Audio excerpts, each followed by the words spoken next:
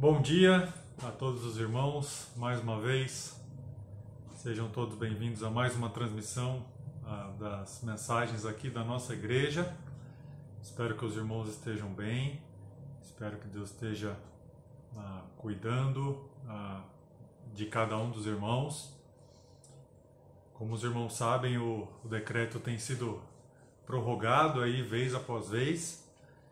A última notícia que nós temos, enquanto eu faço o vídeo aqui, é que o governador está tentando abrir todo o comércio dia 18 e existe aí uma decisão da justiça que quer fazer por etapas.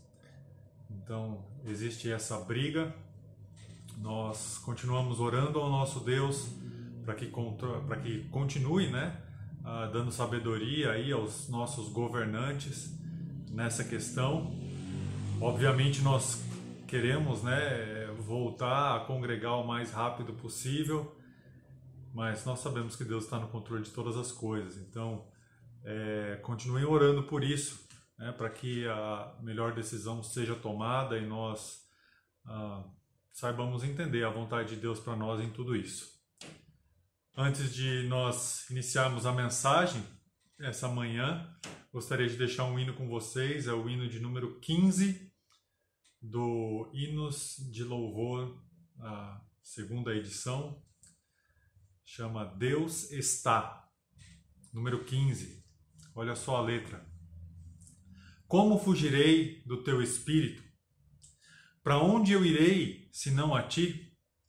Se eu subir aos céus, lá tu estás. Se tomar as asas da alva e habitar nos confins do mar, ali tua mão vai me guiar. Tu perto estás. Deus está quando eu procuro.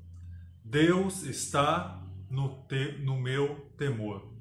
Deus está quando tristezas vêm minha alma afligir.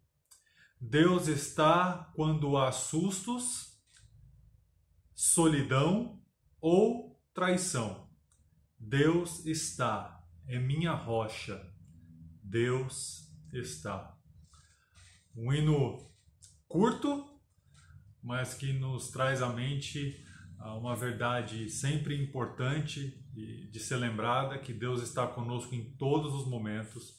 Ele prometeu nunca, jamais nos abandonar, é a promessa dele para nós, e que nós possamos lembrar disso em todos os momentos. Quando nós não entendemos, quando nós passarmos por momentos difíceis, quando nós passarmos por situações tristes, solidões, sustos, como fala a letra, que em todos os momentos nós lembremos que Deus está sempre conosco. Nós não podemos fugir de Deus. E é justamente sobre o profeta Fujão que nós estamos estudando nesses domingos de manhã. Então abra a sua Bíblia para o livro de Jonas, livro do profeta Jonas, e nós vamos dar continuidade ao nosso estudo. Nós começamos no último domingo a ver algumas coisas sobre Jonas. Nós fizemos uma breve introdução do livro e analisamos ali um pouquinho dos 3 primeiros versículos, desse livro, e hoje nós vamos continuar. Antes de nós continuarmos nosso estudo, vamos ter uma palavra de oração. Querido Deus, nós agradecemos ao Senhor por esse dia, agradecemos pelo seu cuidado, agradecemos porque as suas misericórdias, Pai, se renovam a cada manhã. Que ao olharmos para esse livro, nós possamos nos lembrar de que o Senhor é soberano sobre todas as coisas, que nós não podemos fugir do Senhor, e que nós possamos, Pai, nos atentar à sua palavra, à importância de ouvir a sua voz, a importância de falar com o Senhor através da oração, a importância de estarmos sendo bons representantes do Senhor aqui na terra. Nos ajuda e que através do teu Santo Espírito nós possamos entender a sua palavra e praticar a sua palavra. É o que eu oro no nome santo do Senhor Jesus. Amém. Então nós chegamos aí ao versículo 4 do primeiro capítulo de Jonas.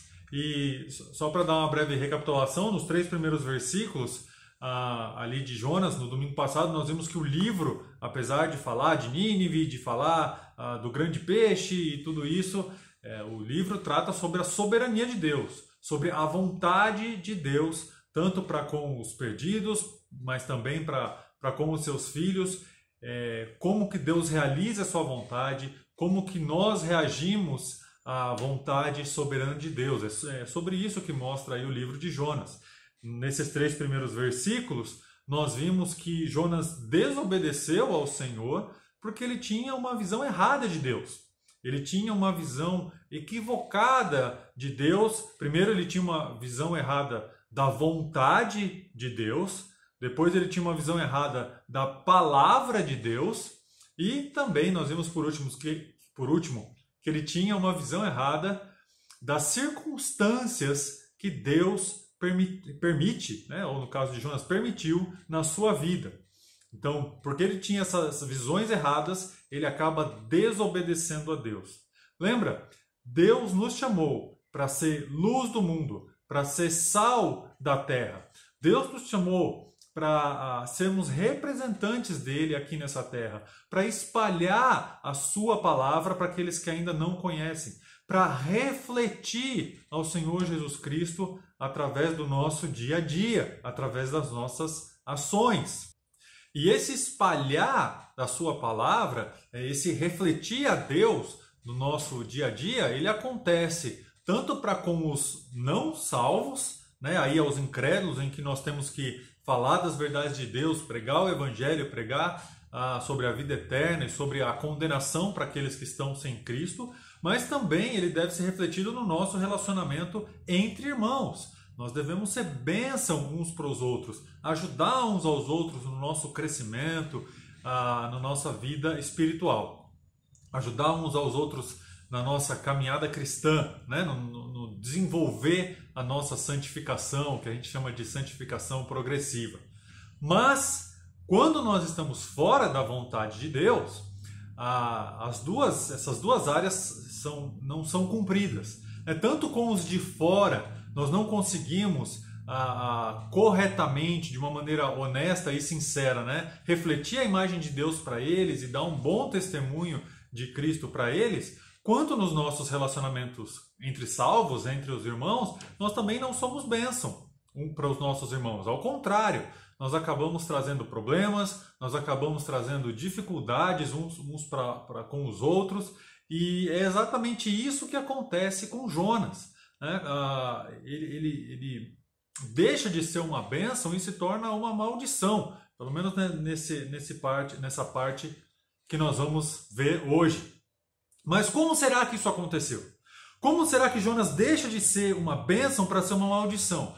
Como será que ele deixa de refletir a imagem de Deus para os outros? E isso acontece, eu destaquei aí nesses versículos que nós vamos estudar hoje, em pelo menos três etapas, né? Em pelo menos 3 coisas que Jonas deixa de cumprir, vamos dizer assim, e ele acaba se tornando uma maldição e não uma bênção. Ele não reflete a glória de Deus na sua vida como ele deveria refletir. E a primeira coisa que acontece é que Jonas deixa de lado o ouvir a Deus. Ele deixa de lado o ouvir a Deus. Olha comigo o versículo 4. E nós vamos ver 2 versículos, que é o versículo 4 e o versículo 10. Mas olha aqui comigo primeiro o versículo 4. Diz assim: Mas o Senhor lançou sobre o mar um forte vento e fez-se no mar uma grande tempestade. E o navio estava a ponto de se despedaçar. Agora olha o versículo 10. Então os homens ficaram possuídos de grande temor e lhe disseram: O que é isso que fizeste? Pois sabiam os homens que ele fugia da presença do Senhor, porque lhe o havia declarado. Então, olha só, a gente viu no versículo 3, lá no finalzinho, que Jonas estava tentando fugir da presença do Senhor, fugir para longe da presença do Senhor. E nós sabemos, isso é impossível. Nós até vimos a letra da música, né? Como eu fugirei do teu espírito? O salmista já vai falar isso. E ainda que sabendo, né, e Jonas sabia que isso era impossível, para onde eu vou fugir da sua presença?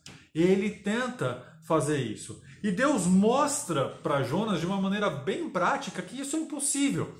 Deus relembra Jonas, fala assim: Jonas, é impossível você fugir da minha presença.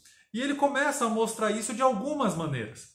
Primeiro, Deus fala com Jonas diretamente. Ele dá aquela ordem: Jonas vai para a cidade de Nínive e prega lá para eles, né? Mas Jonas ignora. Depois Jonas está ali no meio está no barco ali no meio do mar, e Deus fala com ele através das circunstâncias ali do mar, né, da tempestade. Fala que o Senhor lançou sobre o mar um forte vento e ele cria aquela grande tempestade. Então, ele fala com Jonas nesse sentido também. Ele mostra para Jonas que não dá para fugir da presença dele, e ele está dando um aviso para Jonas. Fala: Jonas, eu sei aonde você está, eu sei o que você está fazendo. E como se isso não bastasse, Deus usa os próprios incrédulos para falar com Jonas. No versículo 10, nós lemos que os marinheiros, ali no meio da discussão, que a gente vai ver já já, eles falam: mas o que é isso que você fizeste? Porque Jonas tinha declarado as coisas. E, o que eles querem dizer é: como que você está fugindo de Deus? O que você está fazendo? Você é louco? Você está ignorando Deus? Você não quer escutar ao seu Deus? Que atitude é essa? Então, Deus usa até mesmo os marinheiros incrédulos para falar para Jonas: Jonas, você está deixando de lado o ouvir a Deus. Jonas sabia da vontade de Deus para a sua vida, mas ele tinha escolhido deliberadamente ignorar essa vontade. Deus havia falado com Jonas, mas Jonas estava deixando de lado o ouvir de Deus. E Deus continua falando com Jonas, e Jonas ainda vai por um pouco de tempo ignorar a vontade, a voz de Deus para ele. E quantas vezes nós também não caímos nesse mesmo erro? Nós ignoramos a voz de Deus para nós. O jeito mais básico, né, talvez mais simples, que nós ignoramos a voz de Deus para nós, é quando nós ignoramos o meio no qual Deus fala para nós hoje, que é a sua palavra. Deus nos deixou a sua palavra e ela fala com nós hoje. E quando nós deixamos de ler e meditar e considerar a palavra de Deus, o que nós estamos fazendo é deixar de lado o ouvir a Deus. Assim como Jonas estava fazendo, obviamente não com a Bíblia, mas com os meios que ele tinha ali, ele estava ignorando a voz de Deus. Quando nós deixamos de lado a leitura da palavra de Deus, nós ignoramos a voz de Deus para nós. Nós também deixamos de lado o ouvir a Deus. E nós podemos, devido a isso, deixar o nosso coração endurecido para a voz de Deus. E nota, eu não estou falando de pessoas incrédulas, eu não estou falando de pessoas que não são salvas, eu estou falando de filhos de Deus, pessoas convertidas, habitadas pelo Espírito Santo, mas que ignoram ou escolhem ignorar a voz de Deus, deixam de lado o ouvir de Deus. Algo extremamente danoso para a nossa vida espiritual. Algo extremamente danoso para um salvo, para alguém que é realmente um filho de Deus. Ignorar a voz do seu Deus, ignorar a voz do seu Pai. Então, infelizmente, é isso que acontece com Jonas. Ele se torna um mau testemunho, ele se torna maldição e não bênção, porque primeiro ele deixa de lado o ouvir a Deus. Mas, infelizmente, não acaba aí. Ele não só deixa de lado o ouvir a Deus, como ele deixa de lado o falar com Deus. Ele deixa de lado o ouvir e ele deixa de lado a outra parte da comunicação, né, que é o falar com Deus. Olha o versículo 5, o que nos mostra. Então os marinheiros, cheios de medo, clamavam cada um ao seu Deus e lançavam ao mar a carga que estava no navio, para o aliviarem do peso dela. Jonas, porém, havia descido ao porão e se deitado, e dormia profundamente. Os marinheiros, eles estavam com medo. Essa não era uma tempestade comum e o medo dos marinheiros mostra isso. A própria viagem em si, né, que era para ir até Tarsis, saindo de Jope, indo para até Tarsis, não era uma viagem super simples que qualquer marinheiro inexperiente fazia. Requeria um navio maior, obviamente com marinheiros mais experientes, que já tinham encarado outras situações. Mas ainda assim, esses marinheiros experientes, eles estão com muito medo. Eles sabem que aquela tempestade não é algo assim, normal. Eles entendem, até a continuação aí do texto vai mostrar que eles entendem que é algo sobrenatural envolvido em toda essa tempestade, em toda essa situação. E eles estão com medo. Eles clamavam, eles estão aí gritando alto, né, falando cada um com o seu Deus. E, obviamente, tentando fazer aquilo que estava às suas mãos. Se livrar da carga, aliviar o peso do navio para o navio não afundar. Mas, enquanto cada um fazia ali o que podia e clamava ao seu Deus, Jonas dormia profundamente, é o que diz o texto. Sabe quando você evita falar com determinada pessoa, porque você sabe que aquela pessoa vai te contar algo, vai te falar algo que você não quer ouvir? Você sabe que é verdade, mas você quer ignorar aquele fato, então você ignora a pessoa porque, se eu falar com fulano, ele vai me falar alguma coisa que eu não quero escutar. Você já deve ter passado por isso, né? Jonas estava passando por isso. Ele não queria falar com Deus, esse é o fato. Por quê? Porque ele sabia o que Deus ia falar para ele. Então ele escolhe não falar com Deus. Ele deixa o ouvir Deus de lado e agora ele também escolhe não falar com Deus. Todos estavam clamando ali aos seus deuses, falsos deuses. E o único que podia clamar ao Deus verdadeiro estava dormindo, não estava falando com esse Deus. Jonas, ele não queria falar com Deus porque ele sabia que ele estava errado. Ele sabia que ele estava fazendo algo, desobedecendo, né, a palavra de Deus. Ele estava deliberadamente escolhendo ignorar a vontade de Deus para a sua vida. Se ele fosse falar com Deus, ele ia ter que admitir o seu erro e ele ia ter que se arrepender. Duas coisas que naquele momento Jonas não estava nem um pouco disposto a fazer. Ele não queria admitir o erro, muito menos se arrepender. Então, ele escolhe, ele deixa propositadamente de lado aí o falar com Deus.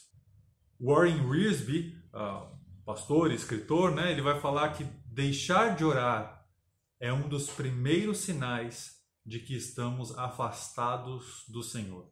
Deixar de orar é um dos primeiros sinais de que estamos afastados do Senhor. Jonas não queria. Ele queria fugir da presença do Senhor, é o que diz o texto. E ele deixa de ouvir a Deus, ele deixa de falar com Deus. É interessante, tem um livro bem interessante chamado O Poder Através da Oração. E se você ainda não leu esse livro, você tem que ler. É um daqueles livros que a gente diz, você não pode passar dessa vida sem ler. Um livro extremamente curto, mas cada página é um soco que você toma sobre a vida de oração, né? E nesse livro, o seu escritor, né, E.M. Bounds, ele diz assim, citando E.M. Bounds no livro O Poder Através da Oração: nossa capacidade para estarmos com Deus em nosso recinto secreto mede a nossa habilidade para estarmos com Deus fora dele.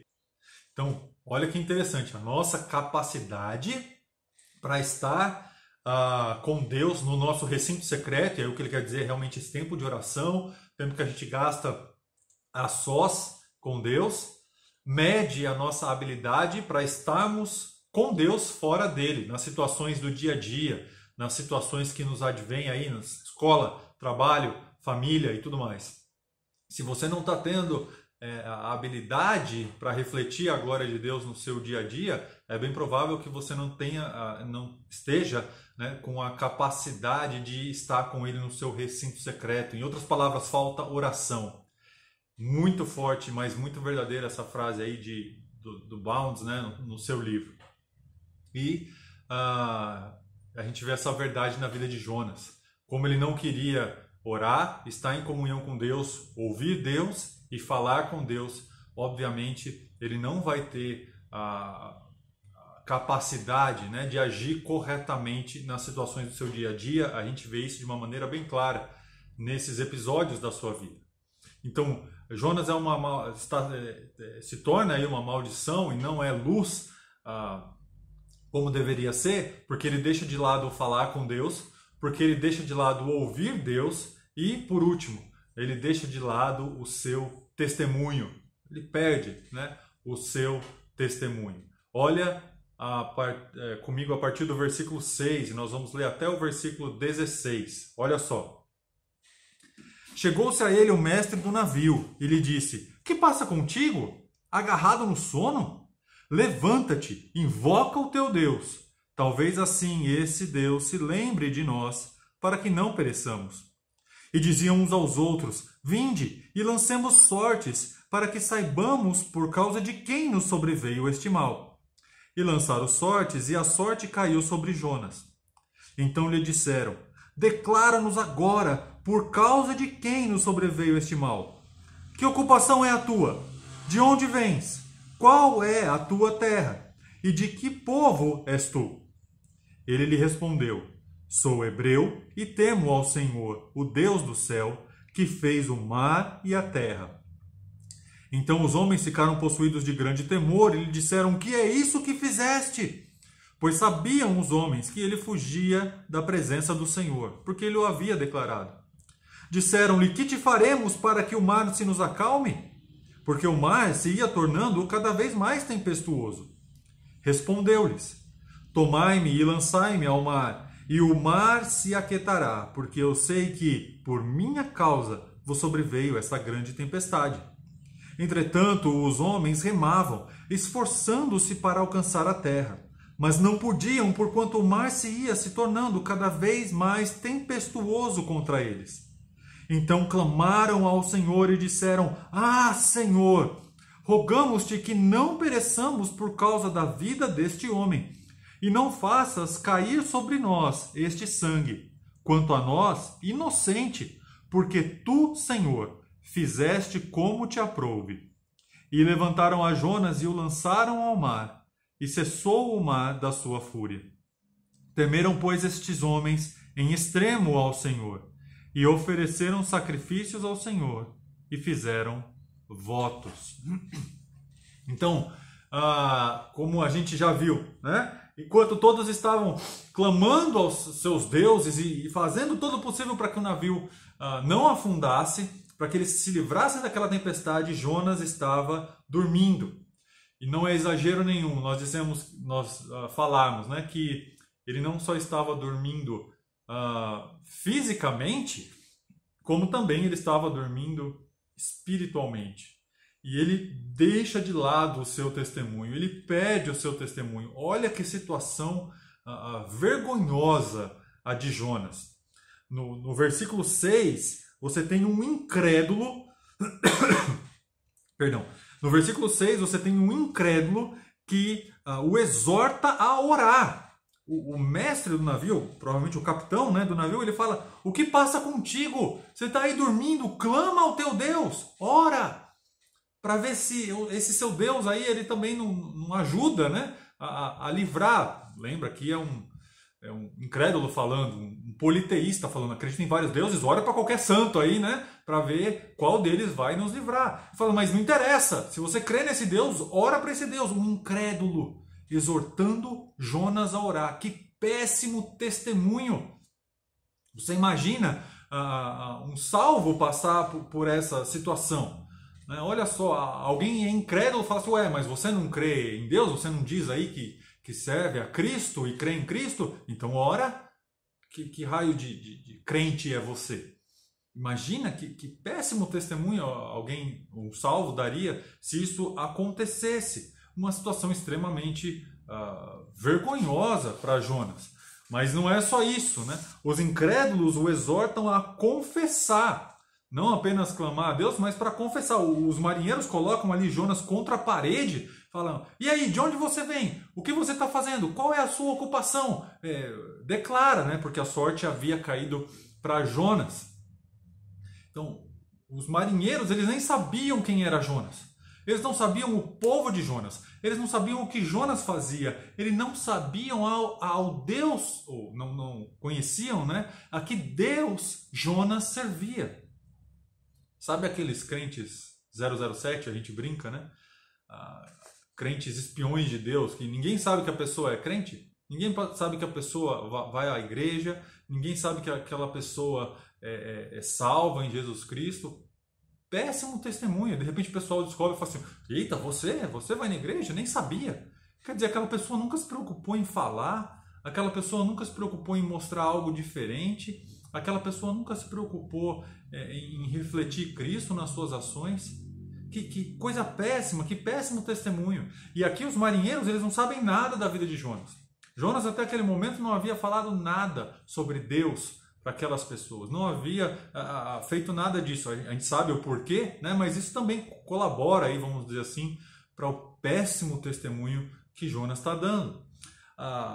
Nós continuamos, né, para piorar a situação de Jonas, os próprios incrédulos reconhecem o poder de Deus. No versículo 10, né, nós sabemos aqui, através do versículo, que Jonas declara quem ele era e tudo mais. Ele conta toda a história, né? Ele falou que ele estava fugindo, então ele falou: olha, era para eu ir para tal lugar e Deus me falou e eu fugi, eu estou indo para esse outro canto. Ele conta toda a história para aqueles homens e aqueles homens condenam Jonas, falam assim: mas que louco você é! Que coisa absurda! Como você teve coragem, como você teve capacidade de querer fazer isso? Que coisa insana! Até aqueles homens reconhecem que o que Jonas estava fazendo era uma loucura. Então, mais uma vez, Jonas é repreendido por incrédulos, porque os incrédulos sabiam que tentar fugir de Deus era algo insano. E eles falam isso para Jonas. E aí, mais uma coisa corroborando aí para o péssimo testemunho de Jonas. Uma outra coisa, você vê que os marinheiros, eles lutam por sua vida e lutam até pela vida de Jonas mais do que ele mesmo. Aqueles homens, diz a palavra de Deus, eles começam... Primeiro eles perguntam, né? E aí, o que a gente faz para acalmar esse seu Deus? Porque é ele que está causando essa tempestade. Jonas fala: então me lancem ao mar. Ele fala: não, de jeito nenhum. E eles começam a remar tentando chegar à terra. A gente não sabe aí a distância que o navio estava da terra, do litoral, mas o fato é que provavelmente não havia muito que o navio havia zarpado ali de Jope. Mas eles tentam voltar ou chegar a algum outro ponto próximo de terra ali. Aqueles homens estão se esforçando para não matar Jonas. E Jonas fala assim: não, eu prefiro morrer do que ir para Nínive. Pode me jogar no mar. Lembra, até esse ponto, e até ser lançado no mar de fato, Jonas não sabia: não, Deus vai me deixar vivo aqui. O desejo de Jonas é morrer. Ele prefere morrer do que de fato se arrepender. Veja quão duro estava o coração de Jonas. Mas os próprios homens lutam contra isso, os incrédulos, os marinheiros incrédulos. Então eles tentam remar, eles tentam chegar à terra e falam assim: não, a gente não vai te matar, a gente não vai te jogar no mar. Que loucura é essa? A gente não vai matar um hebreu, alguém servo de Deus. Então os próprios homens têm mais valor pela vida, vamos dizer assim, os próprios homens incrédulos, né? Com mais valor pela vida do que o próprio profeta Jonas. Então, na verdade, nós lemos no texto, eles só vão aceitar jogar Jonas ao mar depois de lutarem muito e ver que mesmo eles tentando, a tempestade só piora. Aí sim, eles vão jogar Jonas ao mar, e ainda assim, aí por último, né, para, como a gente diz, fechar o caixão, a gente vê que os próprios incrédulos, eles têm mais temor a Deus do que Jonas. Ainda quando eles vão jogar Jonas ao mar, eles clamam ao Senhor. Então eles gritam, né, falando ao Senhor, falam assim: Senhor, por favor, não cobre de nós a vida desse homem. Não coloca nos nossos ombros, né, sobre a nossa cabeça o sangue desse homem, porque nós somos inocentes. Então eles temem a Deus de uma maneira que até aquele momento Jonas não estava temendo. Olha só, mais uma vez, que péssimo testemunho, né? A gente vê que, inclusive, posteriormente eles oferecem sacrifícios a Deus. Existe aí um debate de até que ponto esses homens se converteram, não se converteram ou tudo mais.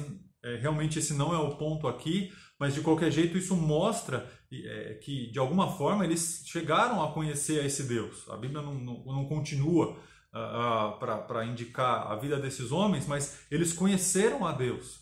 Eles conheceram no sentido de saber quem Deus é e temer a esse Deus. Nesse ponto, mais do que o próprio profeta Jonas. Aqueles homens, eles sabiam quem era o Deus de Israel e o poder do Deus de Israel, e eles clamam a esse Deus: por favor, não cobra de nós, não coloca sobre os nossos ombros o fato de nós jogarmos esse homem ao mar. E na mente de todos ali, inclusive de Jonas, isso ia acabar matando, né? Homens com mais temor a Deus do que o próprio profeta de Deus. Olha quantas coisas Jonas deixa de lado no seu testemunho. Que péssimo testemunho Jonas dá naquela situação. Ele deixa de lado o ouvir Deus, ele deixa de lado o falar com Deus, e agora ele deixa de lado, né, perde o seu testemunho. Charles Spurgeon, ele já disse que Deus não permite que os seus filhos pequem com sucesso. Deus é soberano sobre todas as coisas. Lembra? Esse é o tema do livro. E ainda que nós pequemos e desobedeçamos a Deus, Deus não perde o controle sobre absolutamente nada.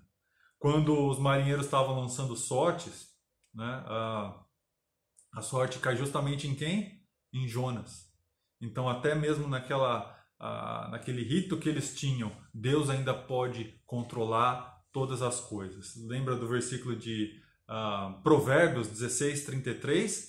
A sorte se lança no regaço, mas do Senhor procede toda a decisão.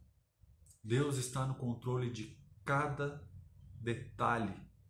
Nada, absolutamente nada, passa despercebido aos olhos do Senhor. E Jonas aprendeu isso talvez da maneira mais difícil. Jonas aprendeu isso sofrendo, né, coisas que ele não precisaria sofrer caso obedecesse da primeira vez. Mas ainda que as circunstâncias na mente de Jonas fossem todas favoráveis, Deus não estava despercebido daquilo tudo. Deus não estava alheio. Ele é soberano sobre todas as coisas. E ele tinha um plano para a vida de Jonas. Ainda que Jonas se mostrasse rebelde, ainda que Jonas deixasse de lado o ouvir de Deus, o falar de Deus, ainda que Jonas tivesse dado um péssimo testemunho, Deus tinha um plano para a vida de Jonas. E a gente vê isso no versículo 17, olha só, diz que deparou o Senhor um grande peixe para que tragasse Jonas. E esteve Jonas 3 dias e 3 noites no ventre do peixe. Mesmo Jonas pecando e ignorando a vontade de Deus, Deus preparou um modo sobrenatural aí para que Jonas não morresse, né? A surpresa não é nem ele ter sido tragado pelo grande peixe, a surpresa é ele ficar dentro daquele peixe, né, intacto, vamos dizer assim. Então ele envia Deus sobre controle de todas as coisas, toda a natureza, ele envia aquele grande peixe para engolir Jonas, e Jonas ali fica por 3 dias e 3 noites dentro daquele peixe. E obviamente a gente vai estudar um pouco mais depois o significado de toda essa situação. O próprio Cristo se refere a isso, né, quando diz da morte e ressurreição de Cristo, 3 dias e 3 noites, mas o ponto aqui que eu queria deixar para os irmãos não vamos deixar de ser uma bênção, não vamos deixar de ser luz, vamos cuidar para que nós não erremos como Jonas errou. Não deixe de lado, meu querido, o ouvir Deus. Leia sua Bíblia, medite na palavra de Deus, deixa Deus falar com você através das Escrituras. Não deixa de lado o falar com Deus, a oração, né? Um tempo tão importante.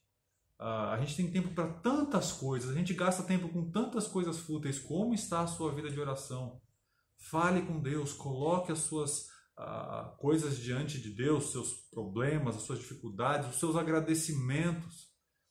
Fale com Deus, não deixe isso de lado. E por último, né, não deixe o seu testemunho de lado. Lembra, você é um filho de Deus, você reflete a imagem do seu Pai nesse mundo. Então, a cada ação que você faz, o que você fala, aonde você está, o modo como você se porta, o modo como você se veste, o modo como você fala e age, tudo isso dá um testemunho de quem você representa. Então, não deixe esse testemunho de lado. Não cometa os erros de Jonas. Não deixe de lado o ouvir Deus. Não deixe de lado o falar com Deus. E não deixe de lado o seu testemunho. Vamos orar. Querido Deus, nós agradecemos ao Senhor por esse dia e agradecemos pela grande salvação que o Senhor nos providenciou através do seu Filho Jesus Cristo. Nós agradecemos, Pai, porque na sua palavra nós temos todos os recursos que nós precisamos para ouvir a sua vontade para nós hoje. Nós também, Pai, através da oração, nós temos a liberdade de chegar diante do Senhor e falar com o Senhor e expor ao Senhor todas as nossas preocupações, tudo que vem à nossa mente. Que nós não deixemos essas coisas vitais para a nossa vida de lado e que nós contemos, Pai, com a ajuda do Teu Santo Espírito para refletirmos ao Senhor no nosso dia a dia, nas nossas ações, aonde quer que o Senhor nos coloque, que nós possamos ser um bom testemunho do Senhor, dar um bom testemunho do Senhor, possamos ser bons embaixadores do Senhor, até que o Senhor volte para nos buscar e que nós possamos ser encontrados fiéis, servindo ao Senhor em todas as áreas. Nos ajuda porque nós somos fracos, nós não sabemos fazer isso por nós mesmos. Nós devemos, Pai, precisamos depender do Teu Santo Espírito para todas essas coisas. Obrigado, Pai, pela Tua palavra, que é viva e eficaz para nós hoje e pelos grandes ensinamentos que nós tivemos dela. É isso que eu rogo no nome santo do Senhor Jesus. Amém.